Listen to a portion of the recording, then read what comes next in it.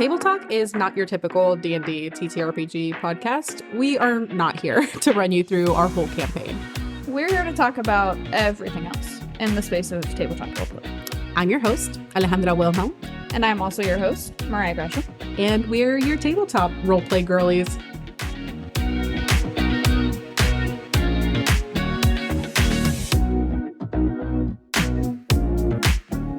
And we're live, coming at you again with a wonderful, wonderful guest episode.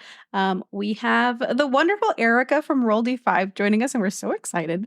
Introduce yourself. Give us all the exciting things that you are doing and working on, because you got a lot on your plate too of cool projects in the works. Yeah. So obviously, I am Erika Ondoin.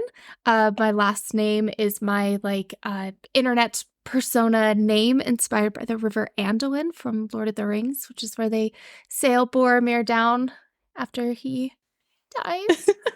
I mean, incredible. We love it here. I have a Hobbit tattoo. Let's go. It's fantastic. I love that, especially because I actually got Anduin translated into Ortholinear Tangwar Elvish and tattooed on my arm. Ooh. That's so great. It's really pretty. Cool. I love it. But anyways, I am a huge ass nerd.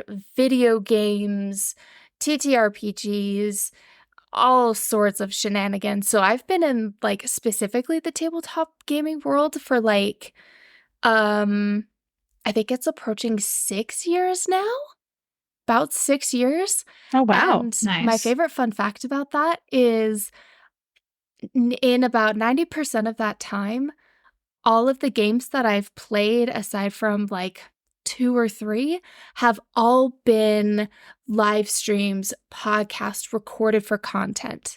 That is all I've really ever known in regards to tabletop gaming or D&D. That's all I've ever done. Because I had a friend, I had met some people and they're like, oh, you tell us about yourself. And I was like, I'm a gamer. Haha, you won't see me outside much, as a joke, but also I'm dead serious. Mm-hmm. You will not catch me outside. I feel that. And those death rays. Nah. Right? Not with this climate. No. And they make you sneeze. And that's not keep my Irish ass in my air conditioning. Yes. Oh my gosh, yes. And my friend Nat came up and asked, hey, have you ever played D&D? And I was like, I'm not that kind of nerd. Fast forward to, 6 years later, I've got my own channel. Yeah. The stereotype. You're like, hey, this is my full personality now. This is my full personality now. So yeah, I'd gone through a couple different channels with some friends, and eventually kind of broke off is a terrible word, but kind of broke off to kind of pursue my own thing. Had a TTRPG podcast for a little bit where we played the system Arium. And it was really fun because it originally started, I believe, as a writing prompt, helping create short stories and all sorts of stuff. So it's we go through this whole process within Arium to literally create our own world, our own lore, our own story, everything. So every time you do it, it changes. So nothing will ever be the same. So that's where we started out, and we were there for a year or so. And I was like, hey guys, to my original group, I was like, how do you guys feel about branching out, doing our own thing, taking our own control? And everyone's like, yes, let's do it. And then we came up with the name Roll D5. It's ROLE for role playing. And it's kind of a twist because the D5 is kind of like dice. So roll dice, it's kind of funny. Mm-hmm. But it's D5 for the original 5. The original 5 creators cast. And cast, yeah. So for the original 5. And we're now a group of 10. I'm watching Mariah Google the game that you were talking about. Practically trying to figure out how to spell Arium. Arium. I did not have that correct. There we go. I find it. Okay, I'll look at it later. Yeah, Will is one of the creators of it and played in one of our games. And Will is probably one of the coolest, nicest, smartest people. I love that. I love That's dope as hell. Like Ollie and I were just talking about another system like Tether. Mhm. We kind of Uh-huh. use for online like written role play and stuff, and Yeah. potentially using something like that to as a brainstorming exercise to come up with like a little narrative Yes. podcast potentially. So like I'm also very deeply gonna dive into that Oh yeah. Oh yeah, Arium is perfect for that. It is because so I need good. something to just like, I don't know, jumpstart my brain. And once I Mhm. have an idea, I'll be fine. But it's just getting that. It's a good Exactly. little And diving board. let me actually, I think I still have one of the let's see, let me check my Trello board. Because I have some of like some of the, like the example prompts. Yeah, so you've got like world, people, objects, like overarching story, as well as like inner details of like who are like the big monuments of the area, what kind of vibe are we going with? And it's so fun because it gives like the best like World building ways. tool. Yeah, that's Yeah, cool. the best world building tools ever. That's really, really cool. I'm definitely gonna check that out. Incredible. Love that. Well, yeah, Worldy 5 is amazing. And I caught a little bit of your first stint as a DM, which was lovely. That was my first in almost a year. So Oh, I wow. GM kind of on and off. It gives me a Mhm. lot of anxiety to do it. So like sometimes it's also like as a creator of the channel too, I'm kind of like I want to give my like team of adventurers, I want to give them the spotlight more than me because I do a lot more background stuff. But if something Mhm. feels like important and like big enough or like I connect with it really well, I'm like, hey, I'd like to be in this game, or like, hey, I think I can GM this. So it's been a Mhm. hot minute since I GM'd. Well, you did so good. I loved catching like the beginning half of it. It was such a cool it was like a cyberpunky situation, right? Yeah, it was Yeah, called that I Am sounds so cool. Furious. Yeah, Yeah. it was It was wonderful. really, really cool to watch. I caught a little bit of the beginning. It was very Mhm. good. And the ending was the best part. So many Yeah, I twists. need to go back and watch the whole Yeah. So baby. good. Incredible. So good. Thanks for watching a little bit. I love that. Yeah, absolutely. And also, I mean, we can kind of segue into a little bit of what like our topic that we wanted to discuss. And Yes. you wanted to really kind of dive into the stuff around like especially in the D&D world, like the OGL and how that affected like content creation and as well as you starting like Roll D5. So do you want to tell us a little bit about that? Yeah, so that whole time was just a big shit show. Like watching the internet just like especially Twitter just like fall apart Mhm. was so funny, but also really scary because so many people were like, this is in regards to my job, because it was originally, I believe, like some sort of like leaked document type thing saying, hey, pretty much any stuff that you create, we're gonna take a cut of it, or it's like making Yeah. it really Yeah. hard to do any sort of strictly D&D content. And Yeah. so many people were worried for their jobs because it's what they do for a living, and like, what do we do now? And it was absolutely heartbreaking. And on the other side of that, so we originally came into it more like our channel, where like we started with Arium and we're like, yeah, we'll just do one shots with special guests. And this second half is still part of like our goal, which was like get all of these really cool people come on the show and introduce them to our audience so then they can take the stuff and the projects that they do and be able to give it to additional people, be able to spread their word and their projects. And so that's where we kind of were like, we'll play D&D and we've got this. And then the OGL happened.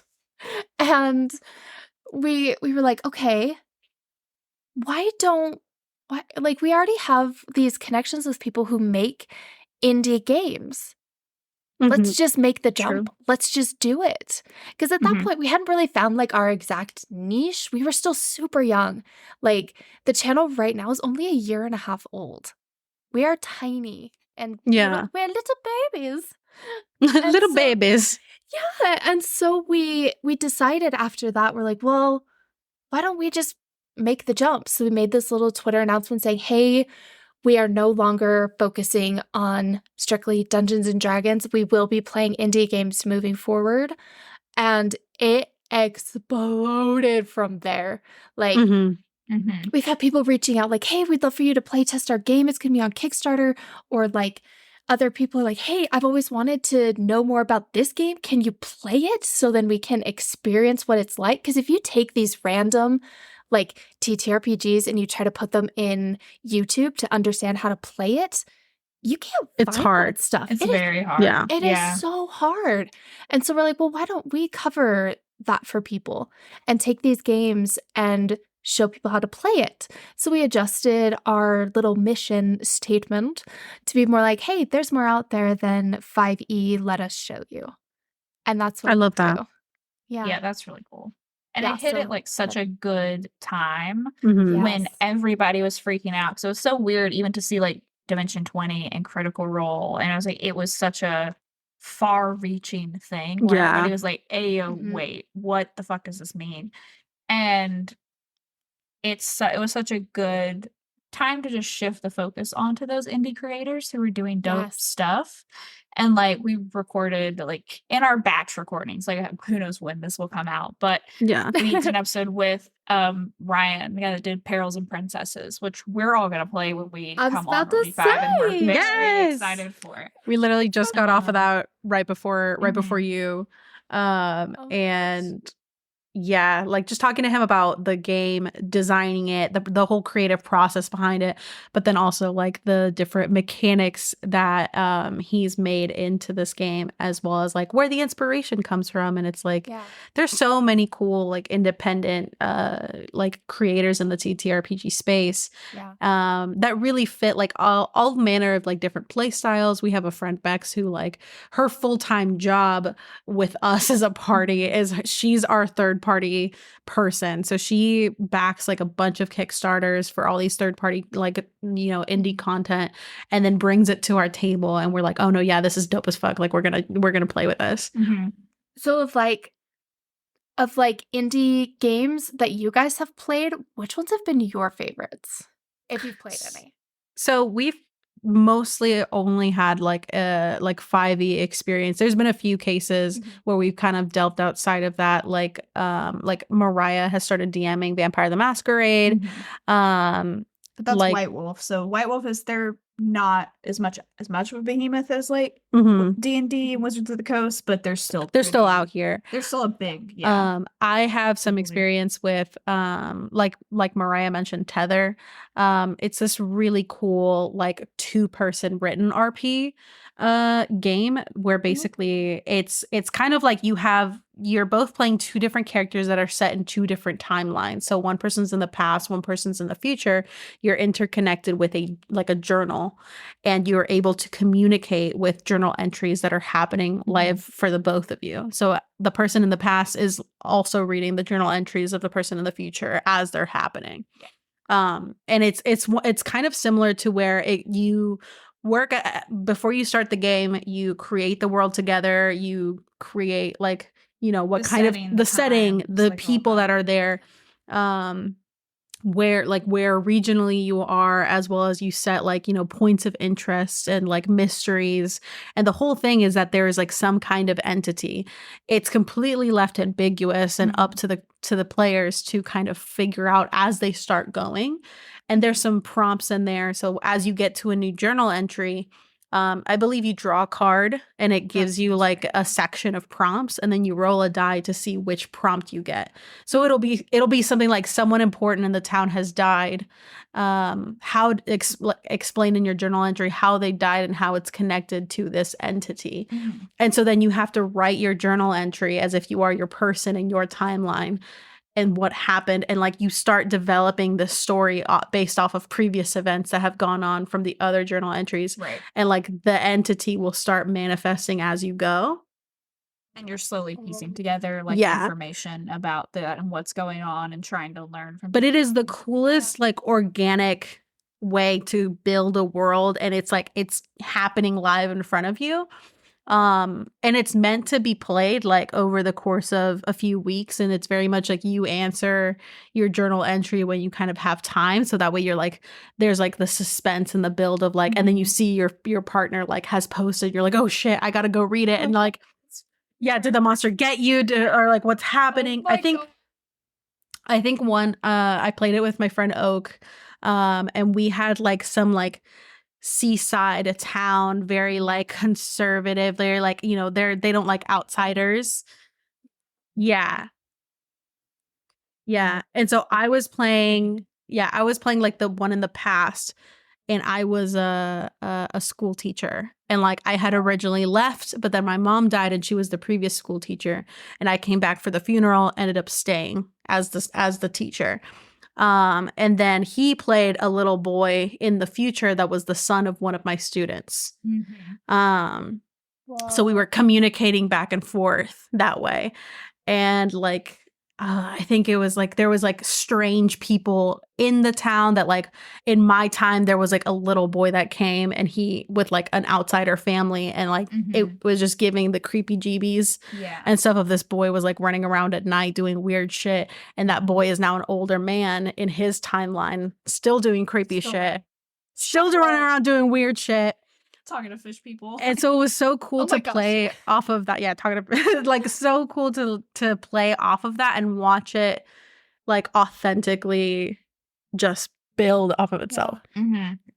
I wish there was a video version of this, because I'm sitting here with like wonder in my eyes and my mouth like open, like, oh my gosh. Yeah. It's so cool. Because this sounds amazing. Yeah, it sounds really it creates the suspense so naturally. And that's awesome. Like, I think for me, I did a one-shot years ago, like pre-quarantine when I first moved out to Austin. It was just like an online one-shot through a meetup group with like a modified Kids on Bikes. I don't remember. That is the one system I haven't played, and I'm like ashamed to admit it, because like everyone's played Kids on Bikes. I'm like, I haven't. I remember that I really liked it. I don't remember how the mechanics worked. Kids on Bikes is actually the one that they're using for Mentopolis, and they also used like a modified version of it for on Dimension 20s, like the Magic and Misfits. I think Abria was the one that brought that system in there. Yeah, because it like has the exploding dice and stuff like that. I also really love the Blades in the Dark system. I've never played it, but it's on my it's the top of my list of games that I either want to run and or play. As well as I just backed the Magnus Archives TTRPG that's coming out, and I will be holding everyone at gunpoint for that. Once I also just now that I'm thinking, I just backed one that was like, I think it's like, oh my god, I'm gonna have to look it up, but it's one about like folklore and like horror.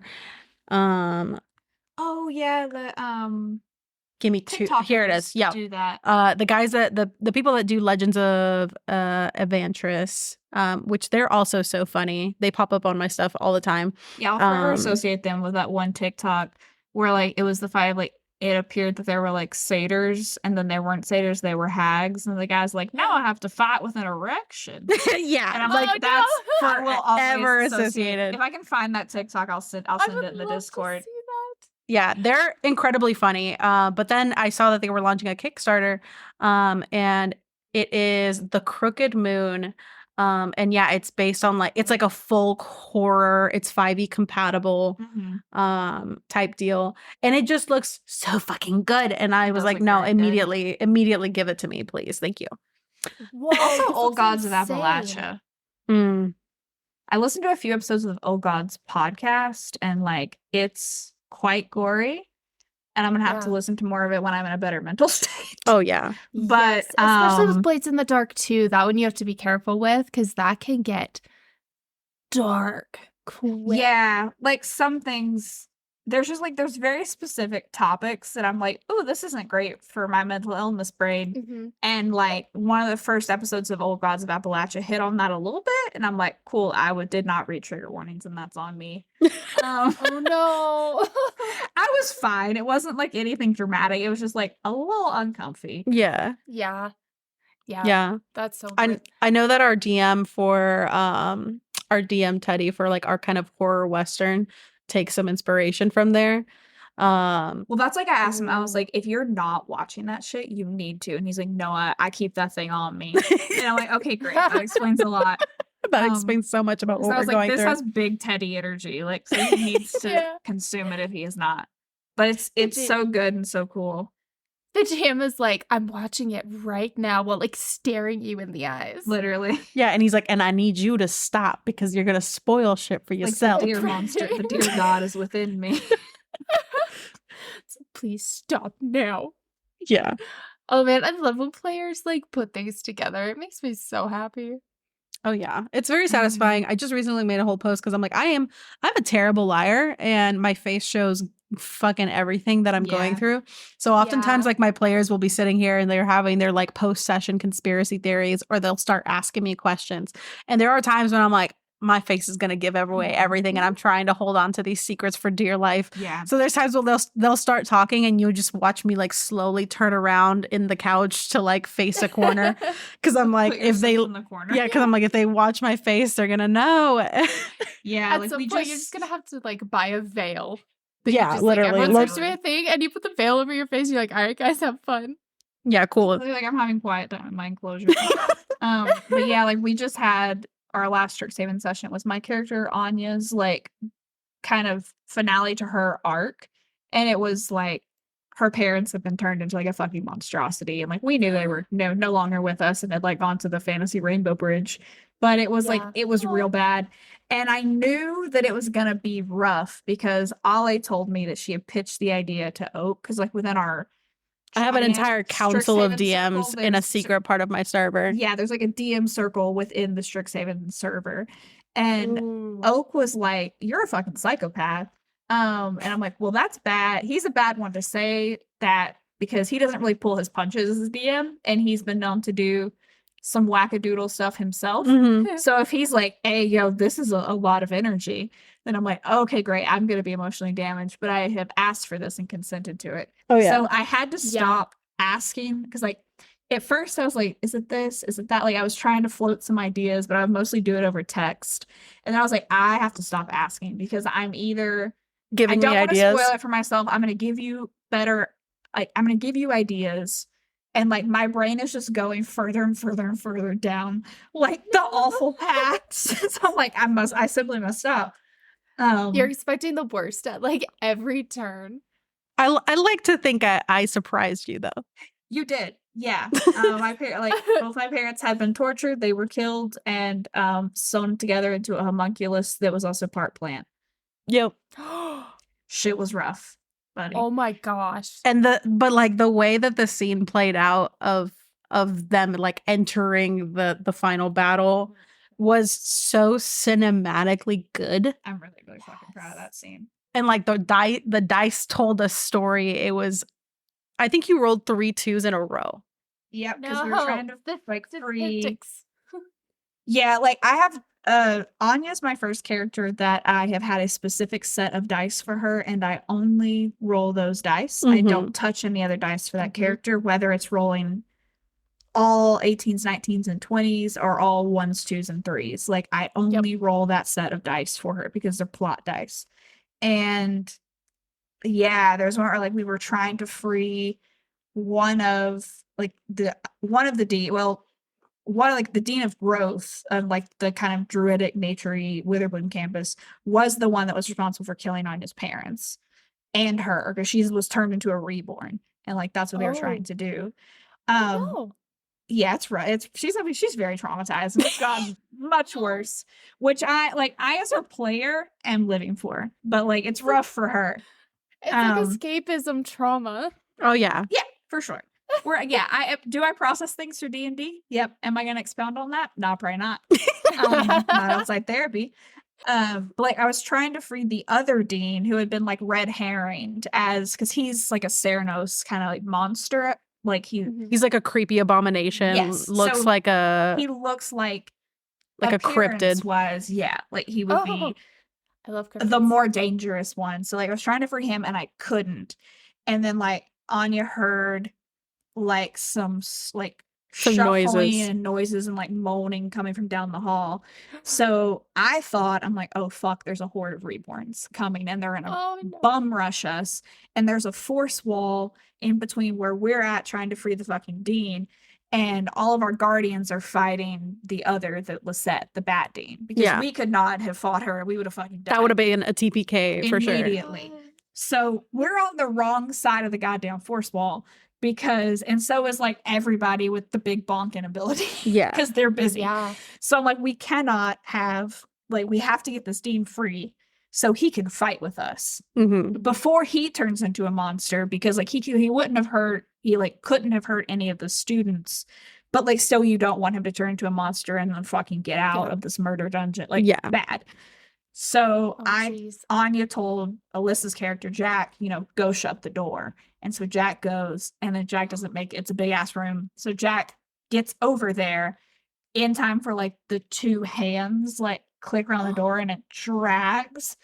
And then both Anya and I were like, oh fuck, we shouldn't have sent Jack to go shut the door because there was not enough time.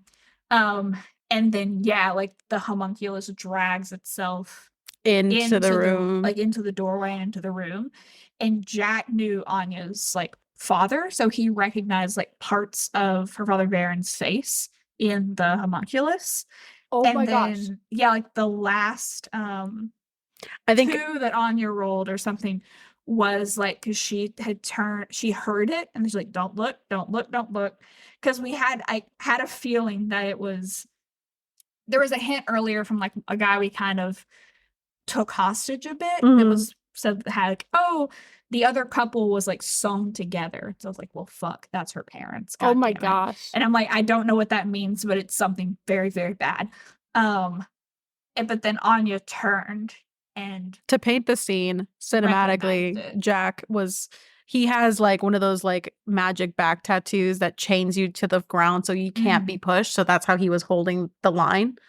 And so he's getting like slam attacked by this like corpse flower homunculus like monstrosity. Which Jack is a barbarian. So if anyone was gonna take that damage, slammed, he was the most equipped to do. He's a dragonborn barbarian. So like right at the point of like I think Jack's turn, he had like yelled for help, and then the thing like raises itself up for like one of those slam attacks as you rolled that 2.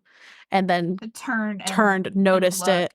Yeah, because I had like stacked this great attack of like I had like divine smite and like another like wrathful smite or something where I was like, I'm gonna cut this clean free. Yeah. It's gonna be great. I've stacked like all my abilities, and of course I roll fucking 2 because that always happens when you're like, I'm gonna burn all my shit on this one roll. This is my Hail Mary. Yeah, literally. Yeah. And then so I like Anya turned and saw the thing. And like it was very late, so I had to be like, she has a scream that I will not do because Ollie's mother is asleep in the house. So it's like there was a quick interlude where I was like, I'll just have to drive to an academy parking lot or some shit and like scream into my phone. So I can demo it for everyone. But like she just kind of broke, and like Anya's a paladin of a death god that Ollie and I homebrewed. And so she's like screaming, falling over, losing her shit. And we kind of had Valentine, the other thing, got free. And Anya's god, McCall, ended up using kind of Valentine as a conduit to sort of appear like corporally in front of Anya. And it was a very like sad and sweet moment because we had him like Morton later handle this and like pick her up and hand her sword and put her helm down. Yeah. And then she realized because Valentine, Bex's character had like turned off the last thing that we needed to free him, to free Valentine. And then it was like, there was a very sad little conversation where he's like, how do you want to do this basically? And she's like, I want it to be fast, but it won't be because we're going to have to hack and slash my way through my and he's like, I can do it. Stitched together corpse. So Anya like gets on Valentine's back, and like Valentine was like, the mini you got for him was incredible. It's like a blend of like a wolf and a spider and like a big it's like a full abomination. Like, yeah. Yikes. Yeah. And so she was like on his back, and there were these kind of like pincery, spidery like things that he was like holding her down with as he galloped like across. And it was it was kind of funny because there was a moment where he like turned because Jack was still over there, and then Callista was like starting to look. He's like, "All right, everybody, get the fuck out the way." Because if anybody hits Valentine, like they get Absorbed into his absorbs shit. them. So he's like, "Nobody fucking hit me. Get out of the way. Like move." And then Anya rides the abomination over, and he tears through the bulk of the homunculus. So she's gonna have real like bad nightmares about those sounds. And then lets her off, and she drove her sword through did the killing blow and stuff of it, because that's what was keeping them animated and sort of keeping their spirits, her parents' spirits, trapped.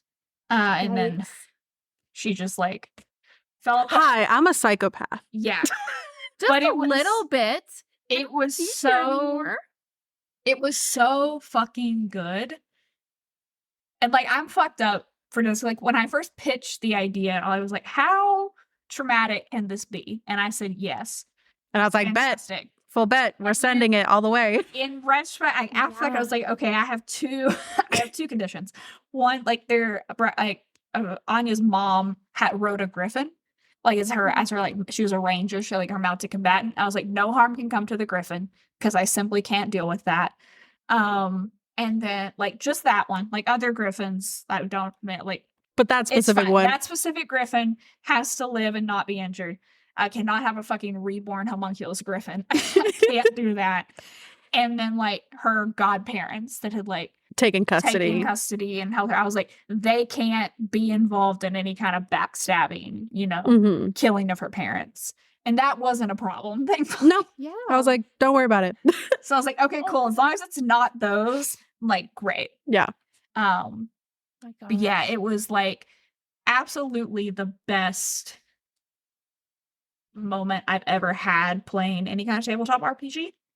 And like, I didn't know, because I'm not always able to make myself cry on command. Like, I can get emotional, I can yell, I can be like angry, I can like sound choked up or whatever, but I didn't know if I would actually be able to cry. And that wasn't a problem. I think I made you cry 3 times. You did. You did. And then I also cried myself. But yeah, like, it was as like a GM, consensually making your players cry is like a massive fucking badge of honor. Yeah. I mean, it's also like, I knew it was hard for Ale because I was visibly upset, and like, it's not, you're not someone who like genuinely finds joy in hurting the people you care about. So it was a thing where like, I could tell that you were getting on nerves and like feeling like you like instinctually wanted to pull back, and I'm like, but I get it, it's fine. Like we've talked about it as it's the struggle of like it's those moments of like having to play the bad guy, right? Mm-hmm. And then being like not a good person at the table because you're embodying a bad person. And like visually seeing discomfort in your players because of like the nature of the scene, being what it is, and then fighting those natural instincts, at least for me, where I'm like, oh, I'm causing my friends discomfort, I shouldn't do this. I'm like, no, this is the scene that we're playing out. This is the character that like they're meant to be causing that effect. You had texted me like early the next morning to check in, and I was like, I'm honestly fine. Yeah. Like it that should not have been comfortable. It shouldn't have been comfortable for me to play or to be in. It shouldn't have been comfortable for anyone to watch. Like that should have been dark. And like that was the point. And it was meant to be a high tension scene. To tell. Yeah. And I loved that because it very much did. The stakes were high, and there was a million ways that could have gone tits up. And like me nervously being like, I hope these bitches bring their like much more powerful guardians, because otherwise I'm gonna have to figure out how they're not gonna die immediately. Yeah. We ended up handling it really well. I think I'll handle it really good. Good. I have like, we would love down the line to like turn take the recording. So we record the campaign for ourselves, but to like turn it into something else of like, and a little animated series would be cute. Ideally that. Yeah. And that would, that's one of those scenes that I'm incredibly proud of.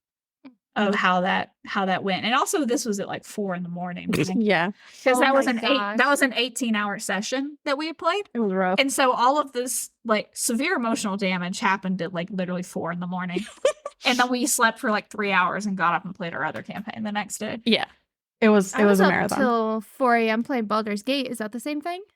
About Kinda, yeah. Depending on where you're at in Baldur's Gate. Yeah, there's some traumatic shit in there. So I'm gonna backtrack massively. Oh, because go you for it. Go for it. You mentioned cryptid, and yeah. this is also a completely different like tonal shift. So Oh, go for it. one of my best friends and original co-creators, Mika, he created a one-pager called "My Boyfriend is a Cryptid." I saw you post about it, and I was like, Yes. So it's basically like all these cryptids on a dating show trying to get with the bachelor or bachelorette. And let me tell you, you play that game specifically to flirt with your friends. I love it. Specifically to flirt with your friends. Like, if you play a game like that and the GM is not in love with you, by the end, you've done something wrong. Yes.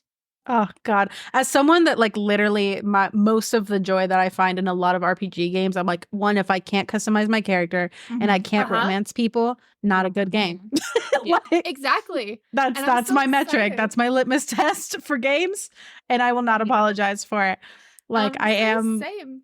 Yeah. We also play a lot of like Monster High and like the Yeah. like Monster Summer Camp where it's just dating show. monsters. Yeah. And it's so fun. It is so fun. Like for my character, like my favorite cryptid of all time is Mothman. Like Love. my favorite animal. Oh my God, I love favorite. him. Right? And so I have it's a like, giant moth tattoo on my that's thigh. kind of mine. I have I'll the send Ellie it tattoo to from you. The Last of Us Part 2, and it has the moth on it. Oh. So and I'm gonna get obviously more moth tattoos because why not? And so I asked Mika, I was like, hey, is it okay if I adjust Mothman to be Moth Mommy? And he was like, yes. yes. So and like the that big for the like first time. tufts in the chest and be like, these are my fluffy bitties. Oh my gosh, I didn't even think about that. Yeah. Okay, well now I've got to play the game again. You're that's welcome. another thing in Taz Dusk season 2. Griffin plays Indrid Cold, like what's Mothman. Who is Mothman? From Taz Amnesty.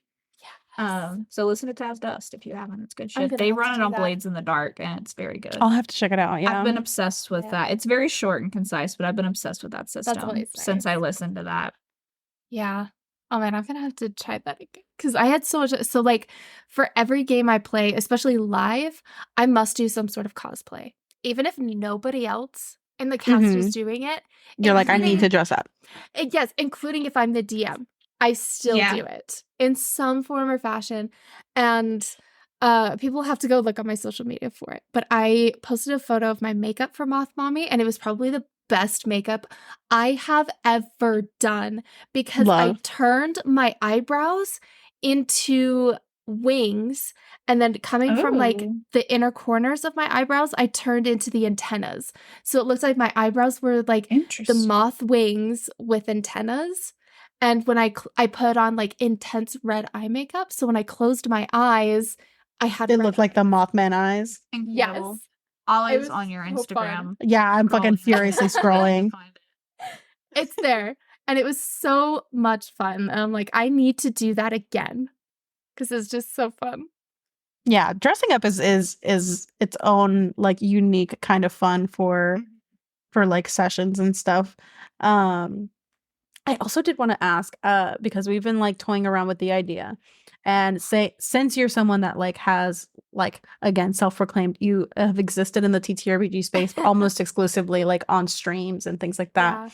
Yeah. Because we have the struggle of like, for example, Strixhaven. It's one of those that like we started it not with the intention to release that game to the world, and we've also like discussed it as a group, and we're like, I really feel like I would rather keep this like our own private game. If we want to do something with the recordings later, sure, but we just didn't want like the RP that's happening at the table to be affected with the scope of the knowledge that it's being recorded. Yeah, people are going to consume it. so we're like, we've made the decision to keep that one private, but then we're also like completely okay if we start a campaign with the purpose of like this is going to be produced and released to an audience, we're okay with that. And so I wanted to ask you, like, how do you approach role play with the knowledge that it's going to be released to like an audience? Let me sit up in my chair and get all ready. Hell yeah. It's actually incredibly unique. So the first thing we do is consider, so we have our set lines and veils that are typical for nearly every single game. Like, the no isms, those types of things. Yeah. I could read the entire list, but it's kind of long. And we actually just talked with Stella Luna, who's also in the RPG space, about some additional like forms for consent and lines and veils. Those are the number one thing you can think of, especially because, so there's two ways to go about it. You've got normal, fun, crazy, hilarious games, which is kind of where we most focus. But then there's the other side where there's the more serious 10 Candles, Blades in the Dark, especially coming Vampire up the in October. Masquerade. Vampire the Masquerade, where you have to be so serious about that because especially in regards to content warnings and trigger warnings. So one of my big things is making sure that the cast that we curate is ones that we have played with before, and we know that they have followed these rules before, and we know they can bring the role play that can be consumed. Because games that are recorded and games that are shown to live viewers are a performance. Yeah. And that's exactly what they are. It's somebody putting on an improv story. And so once we have finished with all of the consent, go through the book stuff, everything, make sure everything is good, and we've curated the cast, we've got our session 0, where we typically will go through kind of like, here's your character stuff, here's what other people have in mind. Because when we create the characters together, people are more prepared for what's going to happen.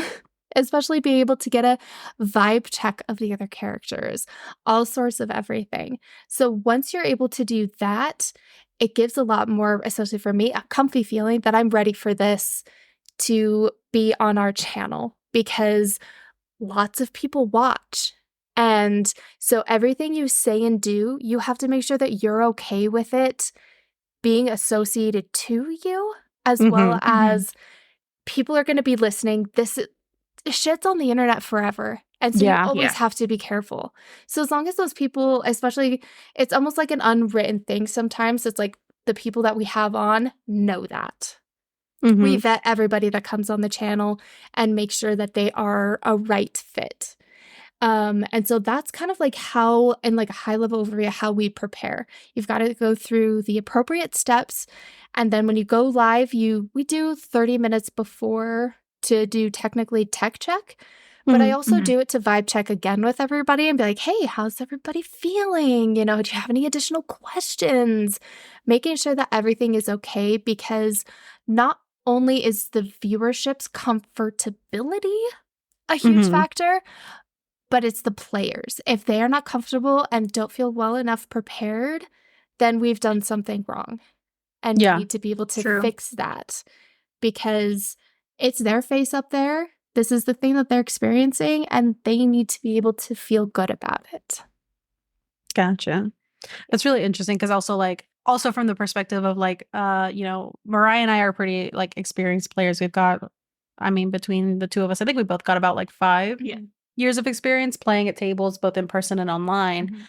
But like we're now with tabletop, and like we're not anywhere near ready to like produce our own thing just now, but we're coming on to play with y'all, and we're also coming on to play with Talking XP and like potentially more feature things. So it's good to like have that in mind, especially coming into it from like, obviously, like, not that I would ever be like disingenuous in how I portrayed a character or my role play, but it is something that you have to factor in to how you're presenting yourself at those tables and in those spaces. Yeah, and it's always something I've thought about because, like, Johnny talking XP, he's doing a series of Candela Obscura streams, which like we've all chatted about in the Discord, which is actually gonna be a 3-part series on Roll D5.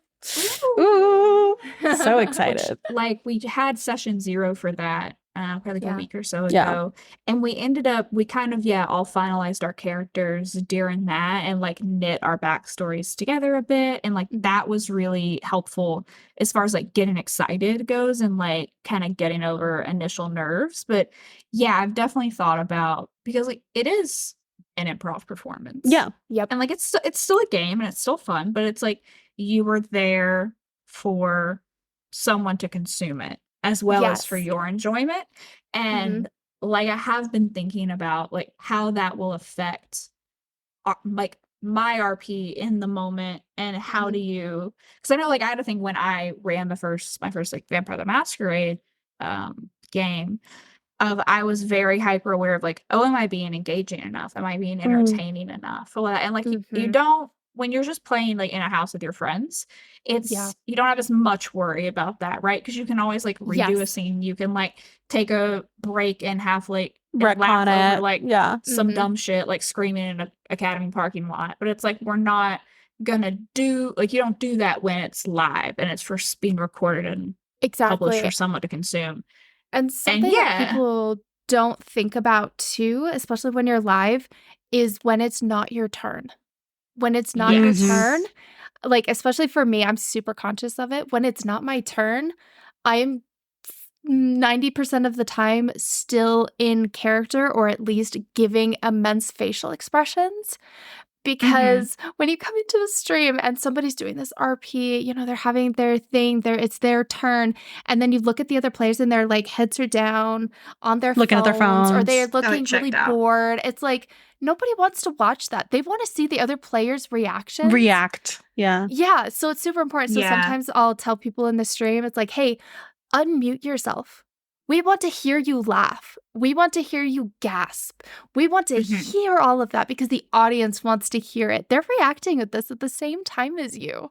They all want that. And I also thought about giving like my Candela Obscura character like a little like tick, like an ADHD, like she fidgets with like a fidget toy or something that's not noisy, or like I have a tendency to rock, like so like maybe she does something passive, something like that, to where I get a little bit of motion for like attention, and then also it's something where I'm not just sitting and like 1,000 yards staring into my webcam, because I was like trying to think of ways to like you said, of like, yes, I'm engaged, but sometimes like I don't especially look like I'm engaged. I am constantly playing with something in my hands, always, and I'm always spinning back and forth in my chair. Like I'm like, this is just how it's gonna be, and I will play with whatever toy I can find in my hands. I love that. That's a really good thing that like I hadn't even like really thought of yet, of like, oh, still being on while like it's not your turn. And understanding that you're being perceived. Everybody is watching everybody, and that's what makes, for me, so it's kind of funny. I have the opposite problem of some people, of like kind of like this, going from at-home games to live. For me, it's going from live games to at-home games. I don't know how to do anything. I'm like constantly like, I need to perform, blah, blah, blah, because everything I've done is a performance. And I'm like, how do I just be chill? You're like, I have one setting, it's 11. Yeah. That's all I got. Which is great. But it just depends. Yeah. I guess it depends. If you're with a group that like also really likes RP and is very like dynamic in that, then it's awesome, because like you're bringing a lot of energy, and other people are also that. And it snowballs. But no, like if you're playing with a group that's more like combat focused or like super chill, and like and you're they're not really into the sliding across the table, like Yeah. you're in a LARP, then yeah, that can get a little awkward. Yeah. And that's something important too, especially with the cast. So especially when you do productions like we do, which is one shots nearly every single week. So it's a new cast nearly every single week. It's Yeah. so important too on my side to keep an eye out for who works best with certain people. And Mhm. matching other people with others that I hadn't thought of before to see how it changes the chemistry of the cast itself, and then notate who works best with certain people to be able to bring a higher elevated performance. Especially for is- like future sessions and future future one sessions. shots. Yeah. Exactly, because people are watching, and if these people are super fun to watch and they vibe super well, then I know that that's going to be something key and important in a future episode if those two are able to play together again. Or if like there's two people that just, they have more of like a mellow personality and they, you know, they do great in every other way. They're just a little bit more of a mellow person. It's like, okay, we don't want 3 of those.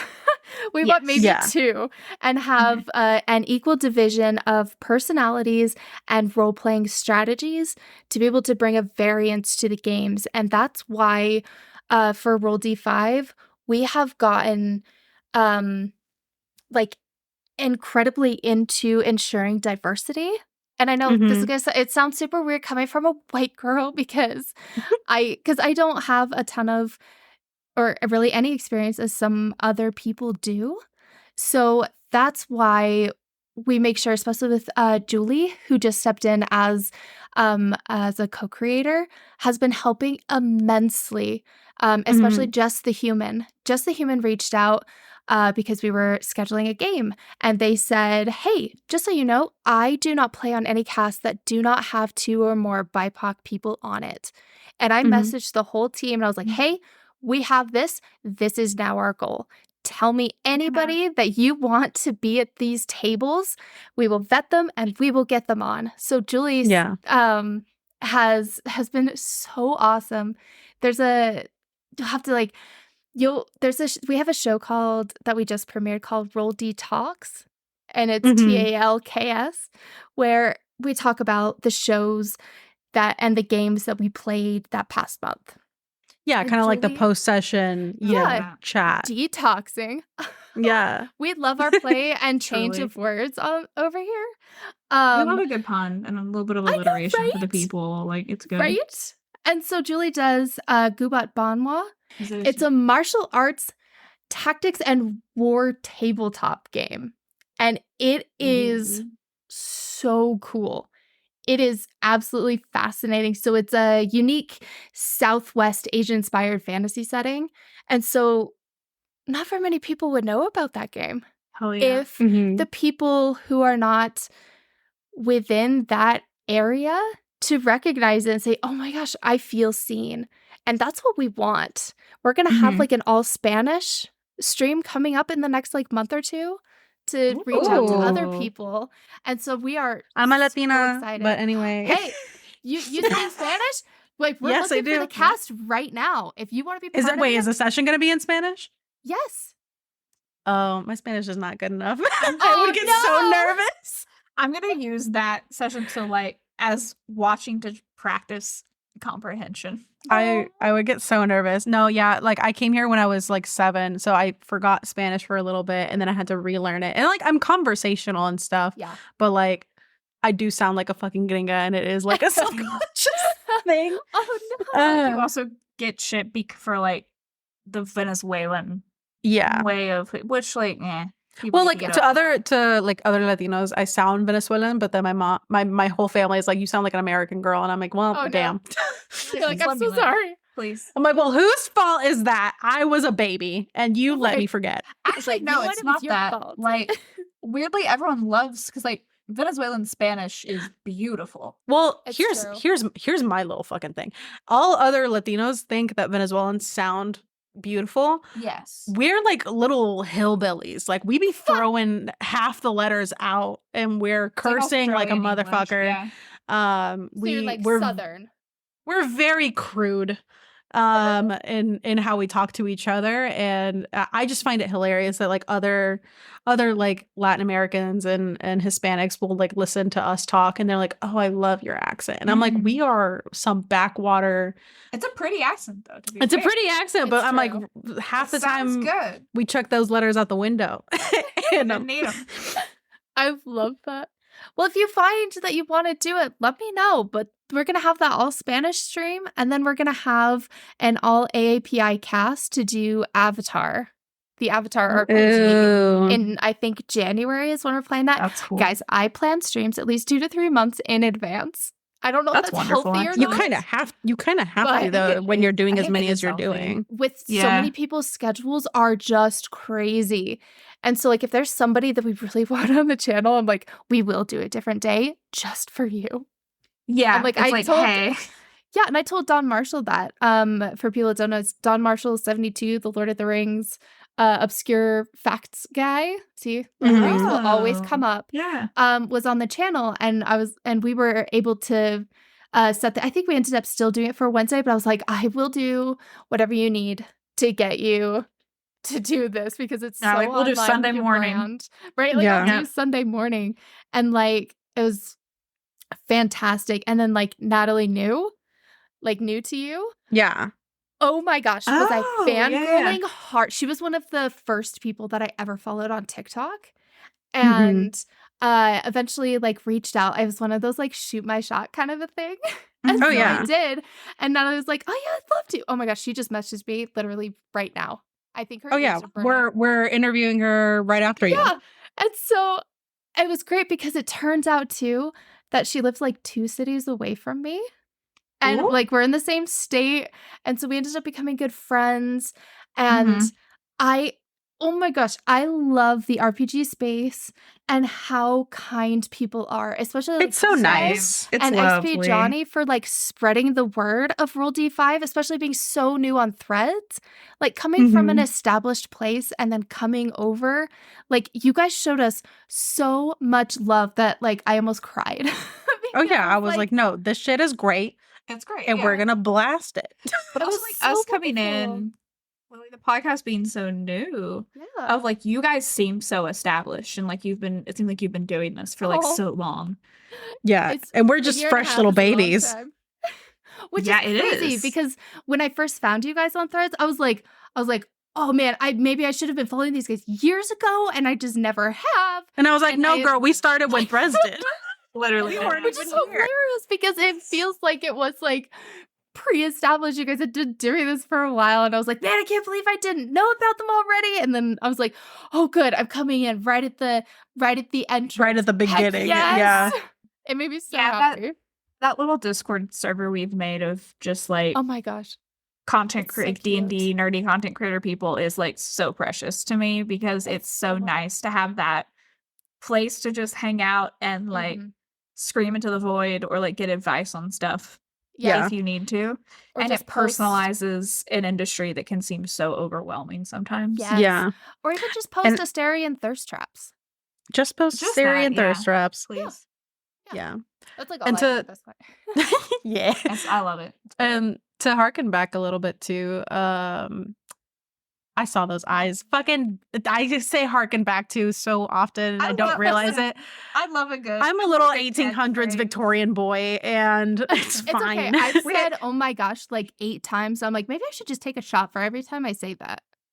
Yeah. That's me editing for every fucking time I say like. I'm like, Yeah. I would like to burn that out of my brain. But But there's a little lad inside all of us. You can say you Yeah. hearken to. yeah, but to throw it back to like the OGL stuff, because like Yeah. we had been tossing around the idea of this podcast for a while, Mhm. and potentially also doing like, you know, streaming our actual play and all that stuff. And then the OGL things happen, and we were very much coming from a D&D 5e centered space. So we were like, fuck. I put the brakes on. Kind of it. put the brakes on it a lot. And so we were like, I think you and I were starting to make a little bit of headway into like actually making this podcast happen. Yeah. And we then were that starting put to a make damper.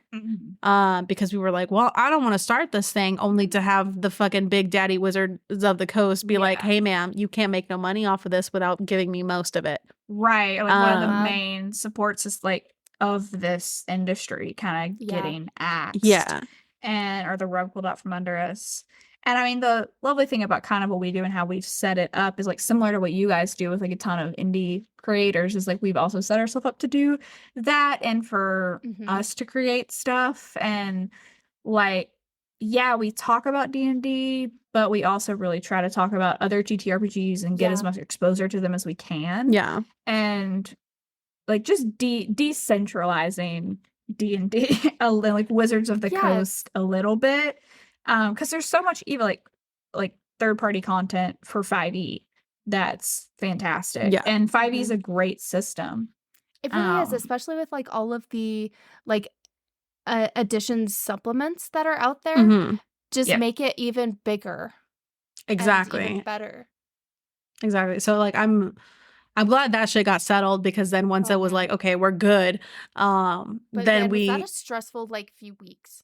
Yeah. My God. Stressful few weeks for even just like we weren't even in the space yet. And we were like, damn, this cool idea that we've had cooking is now getting like shot dead in the water before we even get it off the ground. But then also just all of the other content creators that we support and we love and we like even the big ones like Dimension 20 and Critical Role that we were like, hey, yo, what the fuck? What does that mean? Yeah. Which like luckily what it's meant is even those big content creators are making their own thing. Like her and they're like, cool, you wanna fuck around? Or best find out. Brennan Lee Mulligan and Abria and Erika Ishii doing like Worlds Beyond Number. Yeah. And like them kind of branching out and into their own things. Building their own things. And that's been really cool to see. But yeah, it was a weird few weeks where it's like, damn, do I have like a moral obligation to fucking unsubscribe to D&D Beyond? And like Oh, I did fully. That's kind of where our feelings my like bank of children that I have stored on there. My 35 kids that are lingering on that server. Yeah, because I keep a version of every character I have ever played or like brainstormed on there just in case I like have need of them. Yeah. So I can just like go and yoink one. I'm one of those players that like when I play D&D, I don't create the character until like session 0. And I'm like, cool, really? throw something together. I don't have the mind space to just have fun to create characters because every week is something different. And I wish that makes sense. Be able to, because there's so many cool combinations and other things out there that people play and these fantastic things people come up with. Like, imagine all of those things suddenly, oh, hey, that's not actually yours anymore. We kind of like own part of that. That would suck. Like, how disgusting. Yeah. Like, well, like, even as homebrewed money. Stop stealing. Yeah, like even as homebrewed as like our Strixhaven campaign is, we would still like I'd have to scrap the name of the school as well as most of the NPCs and like change a lot of the NPC names and like there's a lot of stuff that we have to change and like we're playing in a world that was homebrewed. Like a lot of the plot and the main points, like that's all homebrewed and co-created between the players and Ale, and there's still it's like this would like we could do it, but it would be it would be a good hard bit to of work. Yeah. Man, it was I felt so bad, especially for like at the end, I'm gonna shout out all of my cast members, but especially Phil or Tulok. He mainly streams like Elden Ring, but like a huge part of his income is helping like create D&D characters and like all of these things. And I messaged him, I was like, are you okay? And it's like, I'm just trying to figure out what to do just in case, but I'm also holding out hope. And so that's when we were like, all right, everybody take to the internet and be like, fucking keyboard warrior that shit up. Exactly, keyboard warrior that. To be able to I can't say certain words, man. It's okay. Keyboard warrior. No, I'm not gonna do it again. Mm-hmm. I'm not. I almost tried to say it, but I was afraid I'd also fuck it up. And yeah, keyboard feel free to keep warrior. that in there. Keyboard People warrior. will laugh at that. Okay. To be able to tell them, this is not what we want. We are your community. We are your people. You will not steal from us. You cannot take our creative freedom and profit from it. That is not acceptable. And and I actually pulled up part of the update on the gaming license that they did, where they said, under any OGL, you will own the content you create. We won't. Any language we put down will be crystal clear and unequivocal on that point. The license back language was intended to protect us and our partners from creators who incorrectly allege that we steal their work simply because of coincidental similarities. And I still to this day hate that. Yeah. That they said that. Like, get fucked. Like, don't be passive aggressive in a legal document, for fuck's sake. Like, technically we got what we wanted, but they were pissed about it. Yeah, they really were. It known. And that just puts such a we're like, cool, cry me a river. Basically. Yeah, well, it was just like, you do this or you won't have anyone playing your system anymore. Or using D&D Beyond or buying any source books and like shift over to literally anything else. I'm like, you will funnel so much money at independent creators and like, and Pathfinder and Critical Role was even like, we'll make our own system and make that have an open gaming license, get fucked. Or it was like, we used to be Pathfinder, we can go back. We can go, we can revert. And I think like Pathfinder did that huge humble bundle with where we definitely got it ourselves, where was like they basically released all of their Pathfinder content for like $25 or something digitally. So I was like, yeah, I'm gonna yoink that shit, and we're just gonna have that as a backup in case shit goes sideways. I would love to play Pathfinder. I would also just love to play Pathfinder. Yeah, it really. Combat is so much better in Pathfinder because you get more than an action and like moving. You actually get like legit 2 actions so you can attack twice. If I'm remembering that correctly. It's been a while. But that I do like Pathfinder actually a lot better. So of course we'll still on Roll D5, we'll still play some 5th edition stuff. Like we have a fantastic game coming up in October by Melissa C, who's a longtime friend of Roll D5, who's going to be running a horror game because that's what she does. She's a huge disabilities advocate and a horror DM and an author, like all the I need to look her up. Oh, amazing. That's like all of that shit is my is my alley. It's so great. What's her full name? Just Melissa. I'll open another tab. Melissa C SEE. Okay. And we're we'll find her. Stoked to have her run a game. She actually reached out to me, was like, hey, do you want to do something for Halloween? I was like, yeah, why not? We've never actually done like a full spooky month. This has been such a great conversation. I love that we went on like 1,000,001 different routes and back and back again.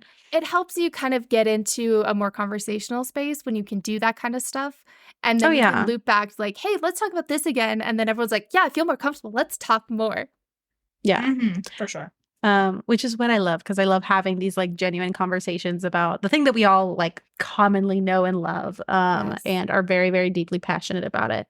But yeah, if you want to give us a little sign off about where people can find you, all your social medias, shout outs to your cast, of course. Yes. So it's kind of funny when I do sign offs, I immediately start going into my Roll D5 like sign off. But so I'm Erika Ondlin. I'm the creator of Roll D5, ROLE D5. Our mission is to show you that there are more TTRPG games out there than 5e. So we playtest them, do it all for you. We'll have some of the creators of the games come on and either run the game or be part of the cast. If anybody is interested in submitting their game to us or even to be on and we haven't reached out to you, if you just like, this sounds like a great idea, check out I'm getting out of breath. I feel that. It's like, I do that on stream too. I'm like, I was talking about it's okay. Get it out there, get it fast. But I'll have to do it. So if anybody's interested in that kind of a thing, please check out our link tree. You can find that on any of our social medias. That's our main link. That'll have some forms there, as well as it will have some links to some of our fantastic sponsors. We've got a dice sponsor. We've got coffee. We've got shirts with things you like on it. They are fantastic. Love So that. it's got like homebrew coffee, Gemmed Firefly, and Greenleaf Geek. As well as we will also have links there for all of our adventurers, of which I will now name them. So there's me, the co-creator, or not co-creator, I'm the creator. And then there's my co-creators, Mika and Julie. And then our adventurers, we have Andrew, Danielle, Zoe, Natalie, Phil, and Shadow, who are probably the best people I could ever ask for on this team. They all have such beautiful, unique talents, and they just make me so happy. They're the ones who tell me, Erika, calm the fuck down and let us do things so you don't burn yourself out. So I've had a bit of a learning curve, letting go and being like, okay, I trust you. You can do this thing. And it's been extremely rewarding to be able to rely on a team instead of kind of doing it all on your own. So that's been real lovely. So I couldn't ask for better people. You can find me anywhere on the internet as it's probably just Erika_Audwyn, AUDAWYN. And that's where you'll find me. I've got a couple of fun projects coming up. I'm going to be on a pirate morkborg, which I've never done before. That's going to be next Tuesday on Guild Superior. Just did a Lord of the Rings, like 4-shot. And it was like the best thing ever. People will love this. I was an elf and fell in love with a dwarf. So we are the original Incredible. And honestly, I just, thanks for thinking of me, bringing me on this. Like, this past year has just exploded for me, especially in the past few months. And I just feel so grateful for this space and the people in it and the genuine friendships and kindness. And I'm so excited to give all of that back to people. As much as we give, or people give to us, we also want to give back.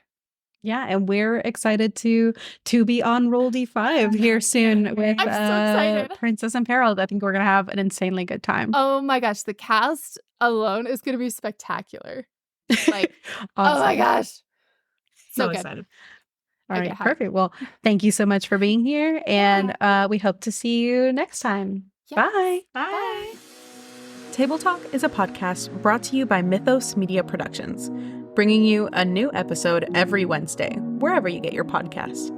Find us on Instagram and TikTok at Table Talk RPG, or check us out at our website, mythosmediaproductions.godaddyscites.com.